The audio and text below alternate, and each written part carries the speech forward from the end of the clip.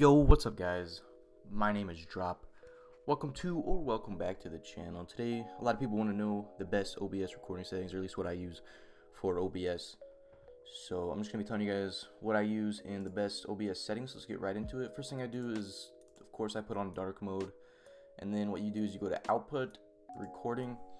And then what you're going to want to do is for recording path, you're just going to want to do browse, and then you're just going to put it onto the you're just going to make a file and save all your clips to there. And then you just, for recording format, just do MP4 because it's just this is the simplest one.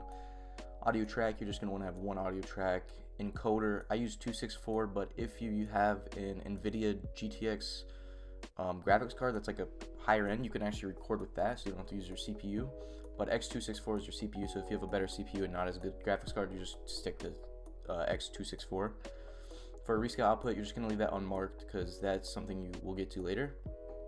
And for controlled or rate control, a lot of people use CBR. You actually want to change that to VBR. And then for bitrate, you're going to want to use between 30,000 and 50,000. But you're just going to test it on your PC because different PCs use different bit rates. So for my PC, 40,000 is best, but some PCs, maybe if it's a little better, you're going to be using 50. But if it's a little worse, you might be using anything from like 30 to 35. So just depends on your PC. And then for this is just basic, standard. For CPU usage, this again, higher equals less CPU. So basically ultra fast would look like crap, and this is something you just don't want to use. I recommend faster, very fast. So I use very fast just so I can keep my CPU running smoother. As you can see down in the bottom right, it's at 6%, so that's something I like to keep it at as low as possible. But if you have a bit of a better CPU, you can just use something like faster, or even medium if you have like a crazy CPU like an i9 or something. And then for profile, you're just going to keep that at high, and then tune just none. And then for video, again, you can come here and change your this is where you like change your scale.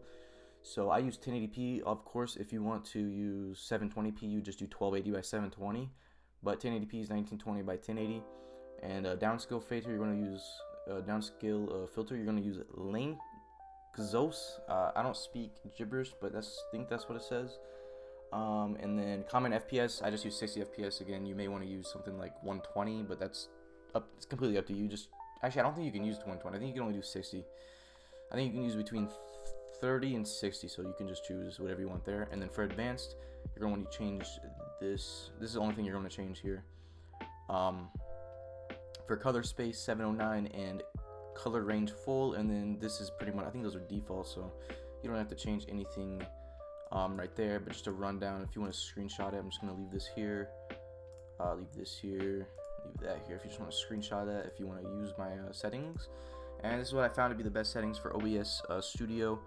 If you guys enjoyed this video, if it helped you come up with settings for your own PC, hit that like button, and I'll see you guys in the next video. I try to post every single day on this channel. But thank you guys for watching. Peace.